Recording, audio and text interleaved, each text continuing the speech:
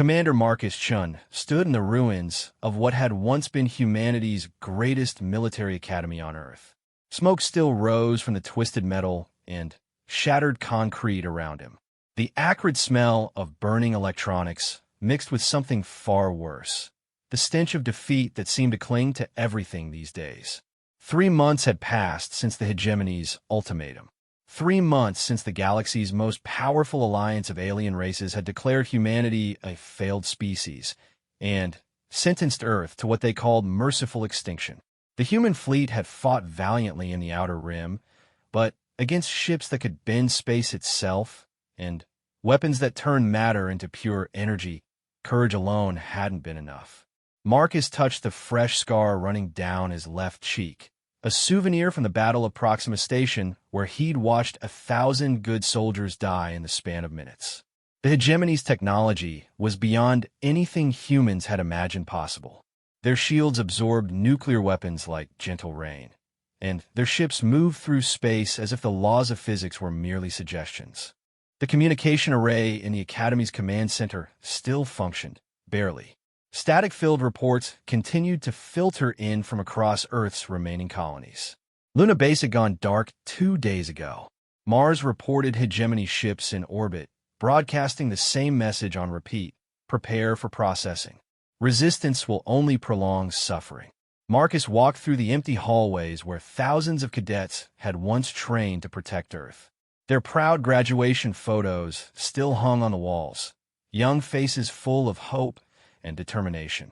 Most of those faces were now names on memorial walls scattered across a dozen worlds. The irony wasn't lost on him. He taught these kids to fight for humanity's future, and that future had lasted exactly 18 years since first contact. The hegemony had been clear in their assessment. Humanity was too violent, too unpredictable, too dangerous to be allowed to spread across the galaxy. They presented evidence to the Galactic Council.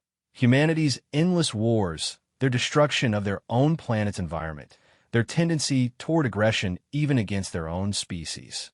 The verdict had been unanimous among the 47-member species of the hegemony. Commander Chun? The voice came from behind him, young and uncertain. Marcus turned to see Lieutenant Sarah Kim, one of the few surviving officers from the Academy staff.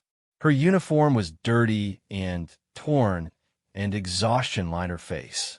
She carried a portable communication unit that crackled with interference. "What is it, Lieutenant?" "Sir, we're receiving a transmission. It's from Admiral Harrison aboard the Defiant. She's requesting immediate contact with all surviving senior officers." The Defiant was humanity's last operational capital ship, hiding somewhere in the asteroid belt with the remnants of the Earth Defense Fleet. Marcus had assumed it was destroyed weeks ago along with everything else. "Put her through." The holographic display flickered to life, revealing Admiral Harrison's weathered face. Behind her, Marcus could see the Defiant's bridge, damaged but still functional.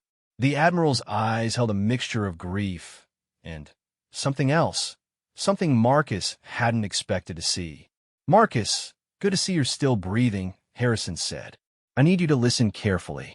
The hegemony delegation is arriving at Earth in 6 hours. They're coming to oversee the final processing of our homeworld." "Understand, Admiral. Well, we'll make sure the civilian evacuation proceeds as smoothly as possible." Harrison's expression changed, becoming almost predatory. "Evacuation? Marcus, who said anything about evacuation?" "Admiral, with respect, we fought. We gave everything we had.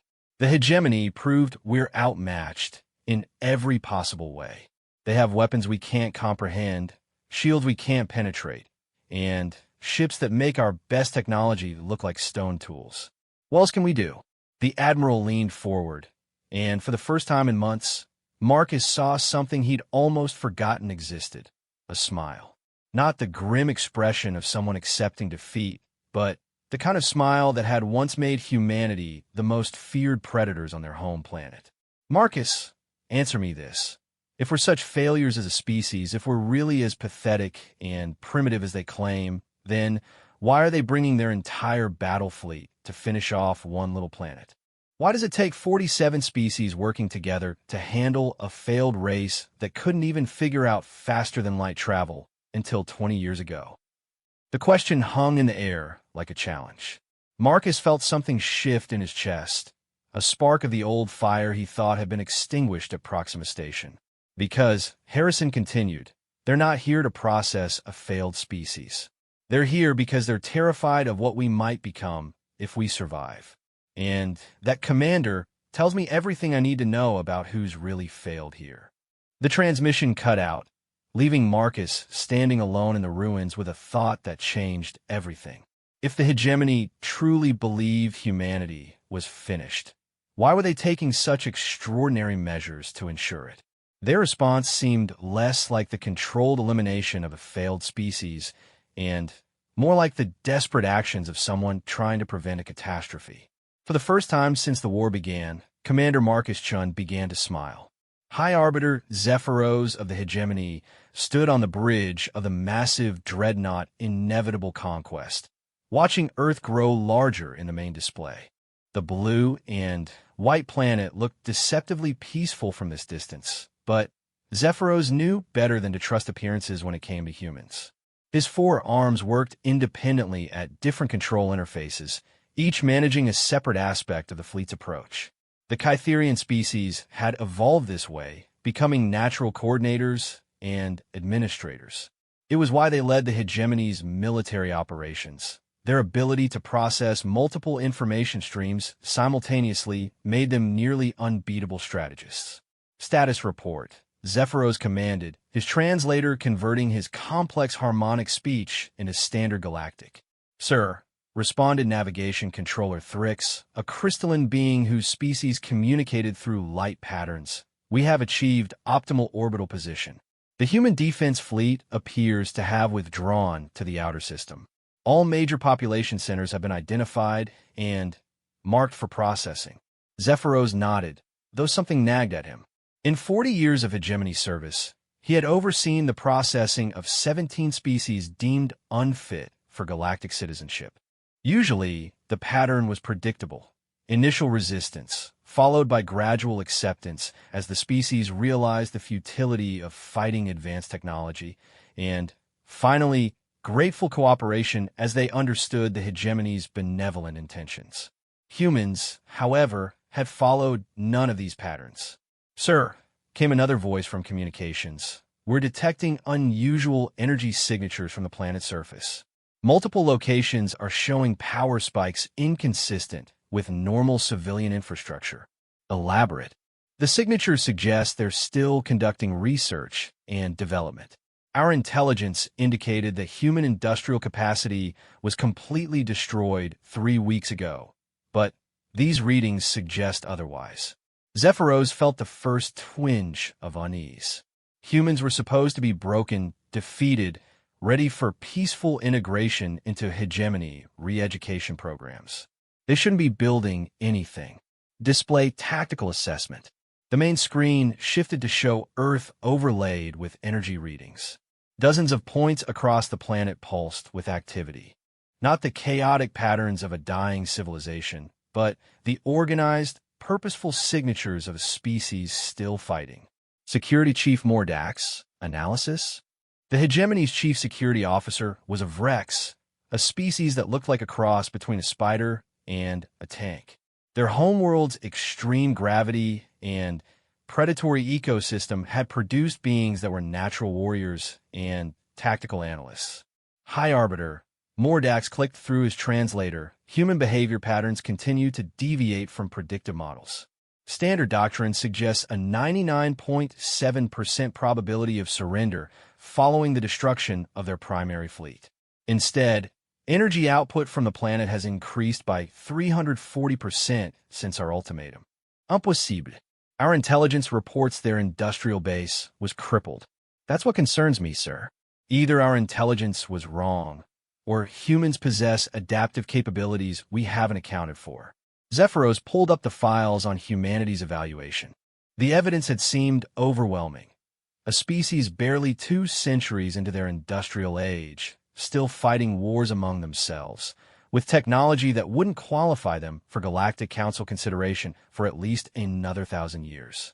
Their assessment as a failed species had been unanimous. Yet something bothered him about the data. Humans had only achieved space flight 20 years ago, but in that brief time, they'd established colonies on 7 worlds and developed defensive capabilities that had actually damaged hegemony ships during their battles. No species in recorded galactic history had ever achieved so much so quickly. Communications, open a channel to the surface. I want to speak directly with their leadership. Sir, is that advisable? Protocol suggests, protocol be damned. I want answers. The screen flickered and resolved into the image of a human male in military uniform. The being looked older, with gray hair and lines around his eyes that suggested extensive combat experience. What surprised Zephyros was the complete lack of fear in the human's expression. I am High Arbiter Zephyros of the Hegemony. Are you the designated representative for final processing negotiations? I'm Commander Marcus Chun, and I'm authorized to speak for Earth's remaining military command. Commander Chun, our records indicate your species government has fallen and your military has been defeated. Yet our sensors detect continued industrial activity across your planet. Please explain. The human actually smiled at this, which caused several alerts to flash across Zephyros's tactical displays. Species facing extinction didn't smile. High Arbiter, I'm curious about something. Your hegemony has 47 member species, correct?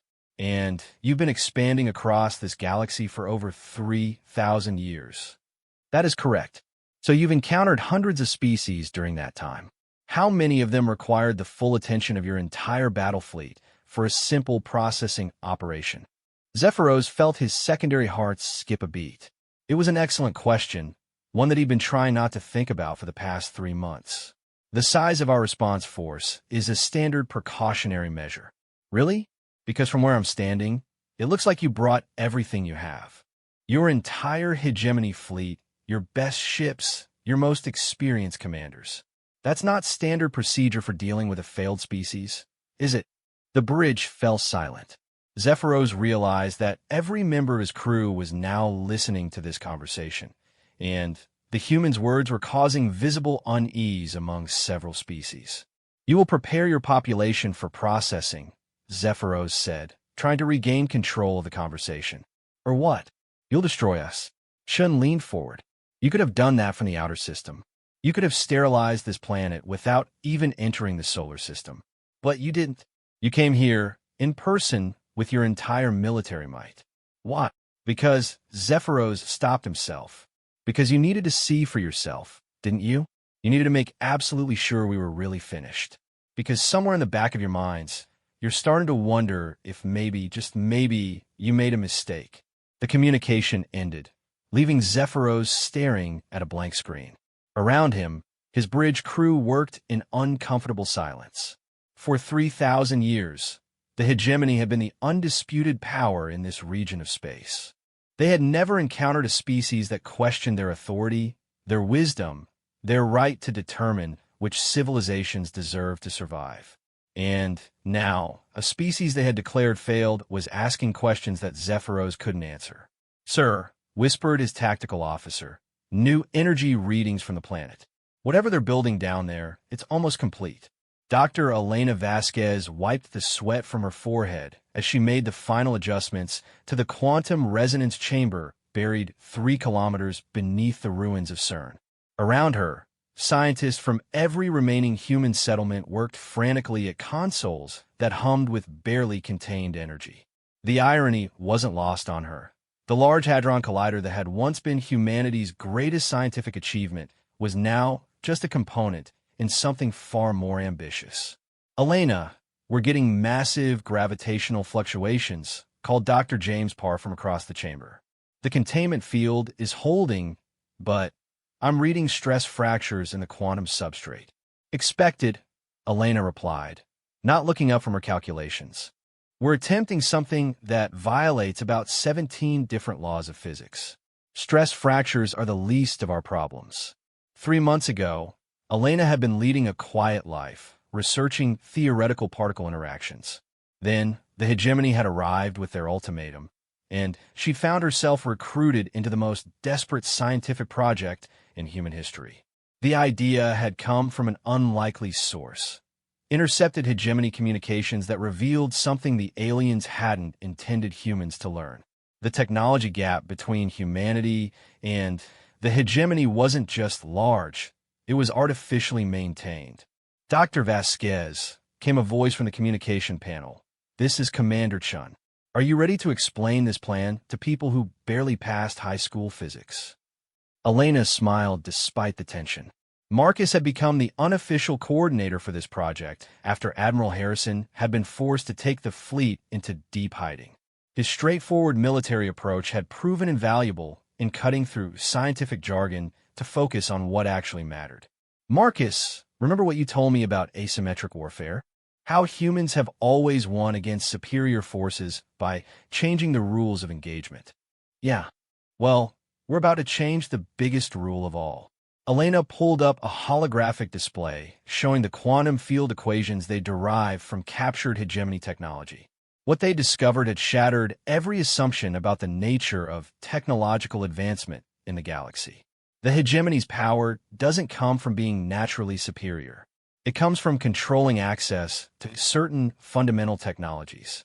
They've essentially created a galactic monopoly on quantum manipulation, faster-than-light communication, and energy-matter conversion. So they're patent trolls on a galactic scale? Worse, they're actively suppressing technological development in younger species. Every time a civilization gets close to breakthrough discoveries, the hegemony intervenes. They either recruit the species into their alliance or declare them failed and eliminate them. The implications have been staggering. Humanity wasn't the first species to be declared failed. They were simply the latest in a long line of civilizations that had gotten too close to technologies the hegemony wanted to control. But here's what they didn't count on, Elena continued, pulling up another display. Humans are really good at reverse engineering things we're not supposed to understand. Elena, please tell me you didn't just... We build our own quantum manipulation device, Marcus. And it's not just a copy of hegemony technology. It's better. The chamber fell silent except for the humming of machinery. Elena knew what everyone was thinking. Humans had gone from not understanding quantum mechanics to building their own quantum manipulator in 3 months. It should have been impossible. How? Marcus asked. Because we think differently. The hegemony species all developed their technology gradually, following careful, conservative paths. They've been using the same basic principles for thousands of years. Humans, on the other hand, have a wonderful tendency to try things that shouldn't work. Elena brought up the data from their first successful test. 3 days ago, in a facility on Luna that the hegemony thought was destroyed, they had successfully manipulated the quantum structure of matter at a distance of 50,000 kilometers. The energy requirements had been enormous, but the results had been undeniable. The hegemony ships work by manipulating quantum fields to create localized distortions in space-time. Their shields, their weapons, their faster-than-light drives, they're all variations on the same principle. And you think you could disrupt that? Marcus, we're not going to disrupt it. We're going to hijack it. The plan was audacious beyond anything humans had ever attempted. Using the quantum resonance chamber, they would create a field that could overwrite the hegemony's control systems. Not destroy them, take control of them. Every hegemony ship within the affected area would suddenly find their technology responding to human commands instead of their own. The field will only last about 10 minutes, Elena admitted. And we can probably only do it once before they figure out countermeasures. But 10 minutes should be enough. Enough for what? Elena smiled, and for a moment, she understood what her ancestors must have felt like when they first looked up at the stars and decided they wanted to visit them. Enough to prove that we're not the ones who failed. Above them, the hegemony fleet maintained its orbital position, unaware that beneath the surface of the planet they were preparing to process, human scientists were putting the finishing touches on a weapon that would rewrite the balance of power in the galaxy. Elena called Dr. Park. We're getting a communication from the surface. Commander Chun says the hegemony is demanding our surrender again. Tell them to keep them talking for another hour. We need time to bring the quantum resonance chamber to full power. And if they decide to attack before we're ready. Elena looked around at the dozens of scientists working frantically at their stations, humans who had spent their entire lives pushing the boundaries of what was possible. These people had split the atom, mapped the human genome, and sent robots to other planets. Being told something was impossible had never stopped them before. Then we improvise, she said. It's what humans do best. The chamber hummed louder as the quantum field generators reached critical power levels. In 1 hour, they would attempt something that every law of physics said was impossible. They would take control of technology so advanced that humanity wasn't supposed to understand it for another 1,000 years. And if they succeeded, the galaxy would never be the same. High Arbiter Zephyros felt the first tremor through the deck plates of the inevitable conquest and immediately knew something was wrong. In 30 years of commanding hegemony vessels, he had never felt a ship of this class experience any kind of vibration during normal operations.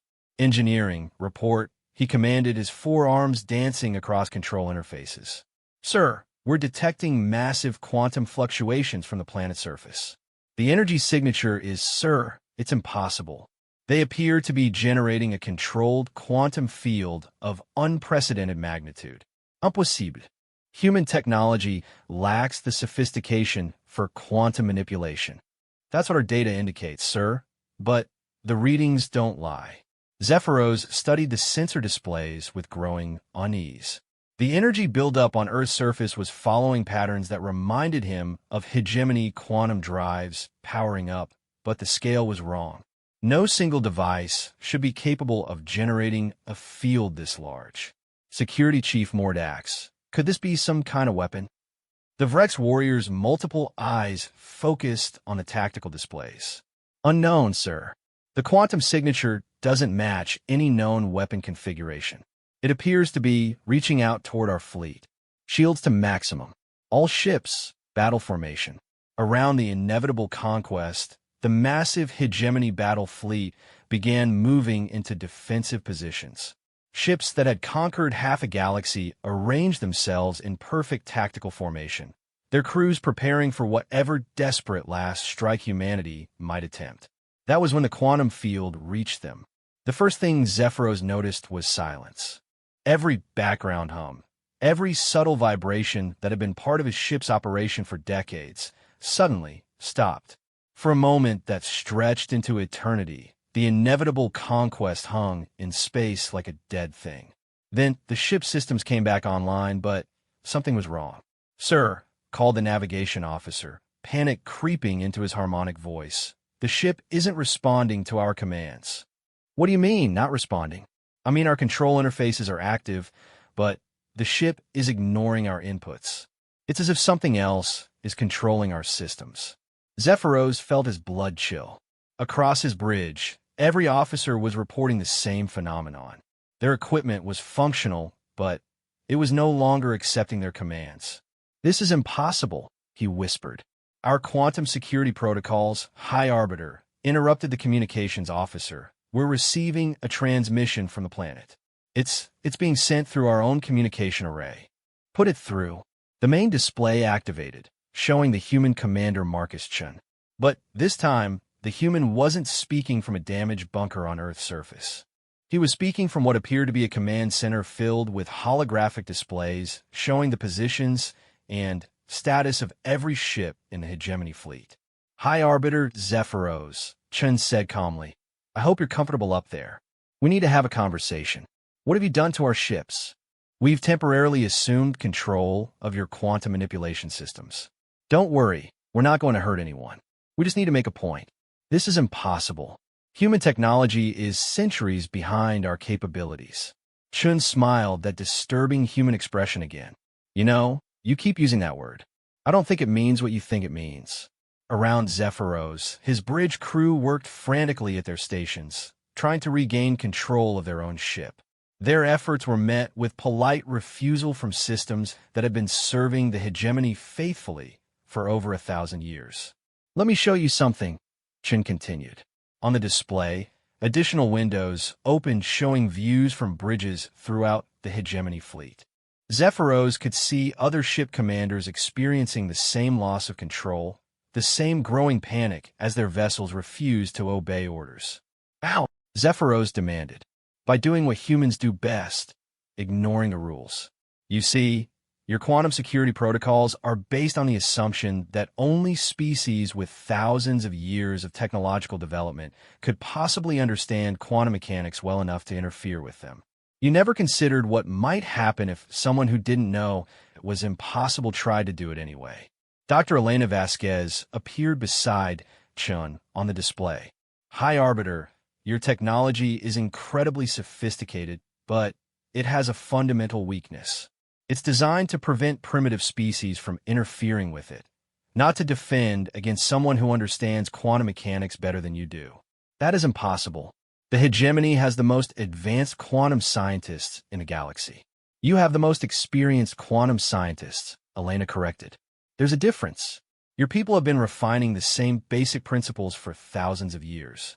Humans have been working with quantum mechanics for less than a century, which means we haven't had time to develop preconceptions about what's supposed to be impossible. Zephyros realized he was witnessing something unprecedented in galactic history. A species that had been declared technologically inferior was demonstrating capabilities that surpassed the hegemony's own. What do you want? He asked. We want you to leave, Chin said simply. We want you to take your fleet and go back to whatever corner of the galaxy you came from. And we want you to remove Earth and all human colonies from your list of failed species. And if we refuse, Chin's expression didn't change. Then we'll demonstrate that controlling your ships was just the beginning. New alerts began flashing across Zephyros's displays. Throughout the fleet, ships were reporting that their weapons systems were now targeting other hegemony vessels. Not Earth, each other. You wouldn't dare, Zephyros breathed.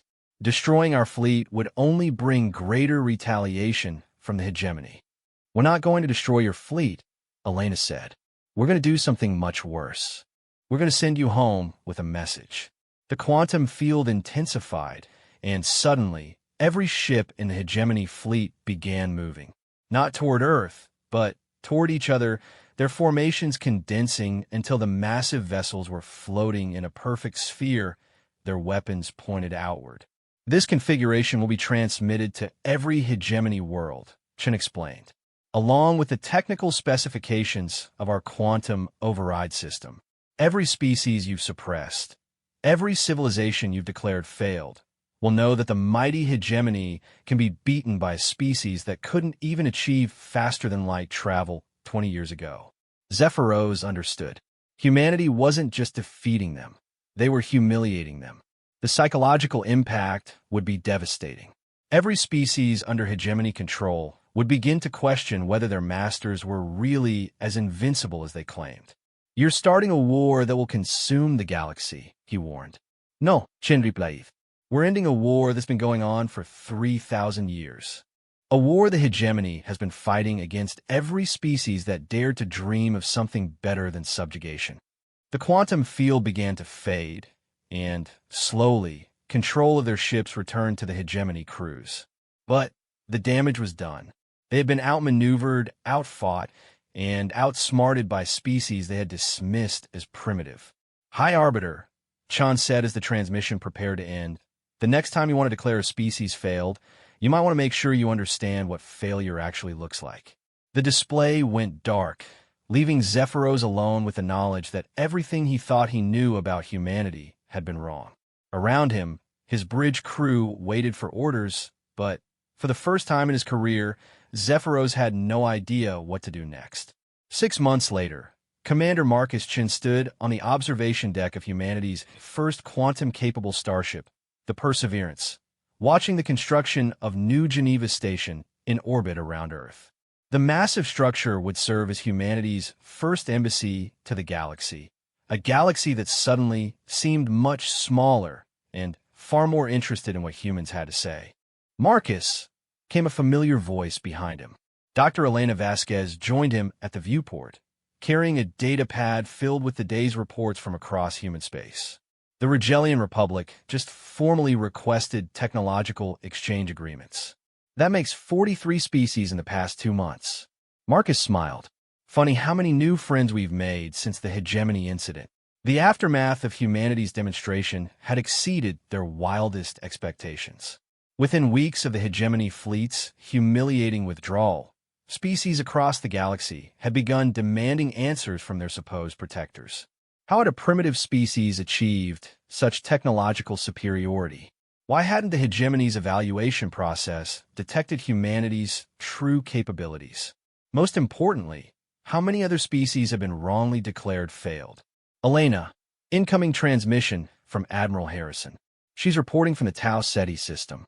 The holographic display activated, showing Admiral Harrison aboard the bridge of humanity's newest vessel.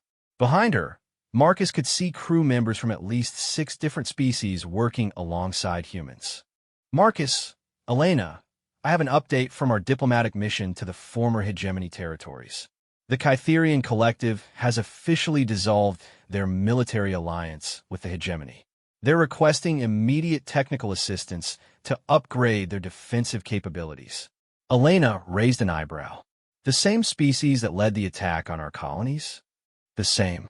Apparently, they've discovered some interesting information in their historical archives. Records of 43 species that were declared failed over the past 3,000 years. Records that suggest each of those species was eliminated just as they were approaching breakthrough discoveries. Marcus felt a familiar chill. They're saying the hegemony has been systematically eliminating potential competition for 3 millennia? It gets worse.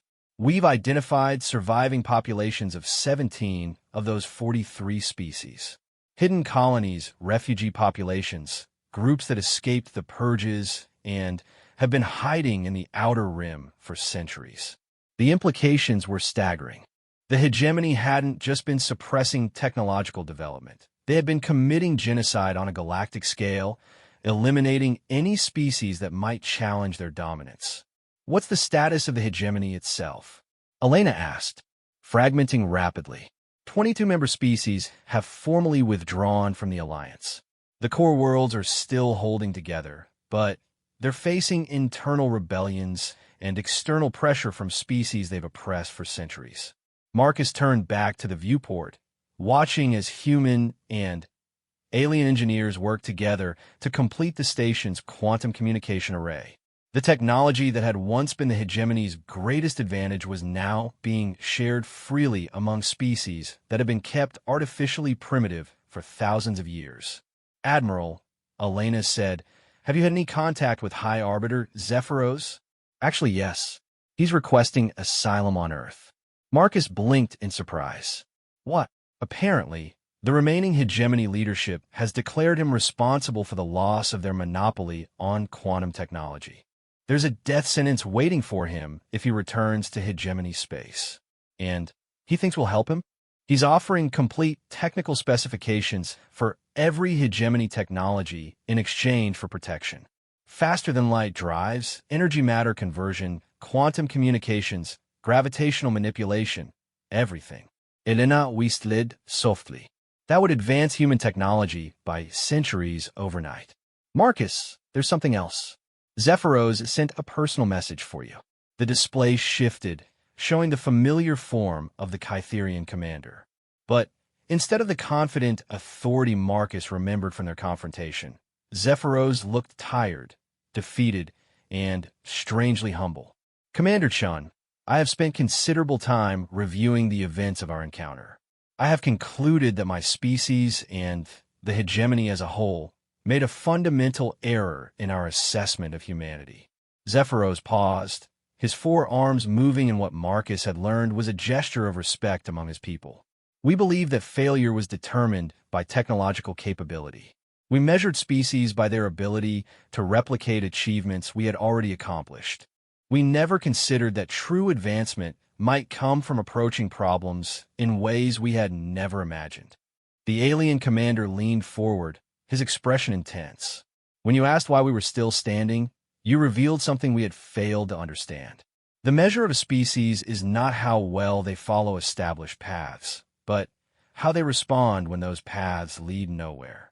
Humanity was never a failed species. You were an evolutionary leap we were too limited to recognize. The message ended, leaving Marcus staring at the blank display. Around him, the bridge of the Perseverance hummed with activity as humans and aliens worked together on projects that would have been impossible just months before. So, Elena said quietly, "What do we do with that information?" Marcus considered the question. Humanity had gone from facing extinction to becoming the most sought-after allies in the galaxy. They had capabilities that other species couldn't understand, achievements that defied conventional wisdom, and a perspective on problem-solving that was revolutionizing galactic civilization. "We keep proving them wrong," he said finally. "Every time someone says something is impossible, every time someone declares a species failed, every time someone tries to put limits on what intelligence can achieve, we show them that they're thinking too small." And the hegemony? The hegemony was never really our enemy. They were just afraid. Afraid of change, afraid of being replaced, afraid of admitting they might not have all the answers. Marcus turned back to the viewport, watching as humanity's first starship prepared for its maiden voyage to what had once been forbidden space. The irony wasn't lost on him. The species that had been declared failed was now leading the galaxy into a new age of cooperation and discovery. Elena sent a message to Admiral Harrison. "Tell her we'll grant Zephyros asylum, and we'll accept the technical specifications he's offering. All of them. All of them. But with one condition: every piece of technology he shares with us gets shared with every other species in the galaxy. No more monopolies. No more artificial limitations on advancement." Elena smiled. "That will terrify the remaining hegemony leadership." "Good. Fear of competition is what caused this whole mess in the first place. Maybe it's time they learned what failure really looks like." As the Perseverance began its departure from Earth orbit, Marcus reflected on the question that had changed everything. The hegemony had told humanity they had failed, and Marcus had asked why they were still standing. Now he knew the answer. They were still standing because humanity had never learned how to stay down. They were still standing because every time someone told them they couldn't achieve something, humans took it as a challenge rather than a limitation. They were still standing because failure, to humans, wasn't an endpoint. It was just another problem to solve. And as long as there were problems to solve, humanity would keep standing, keep pushing forward, keep proving that the impossible was just another word for not yet accomplished. The galaxy was about to learn what happened when a species that refused to fail was finally given the chance to succeed.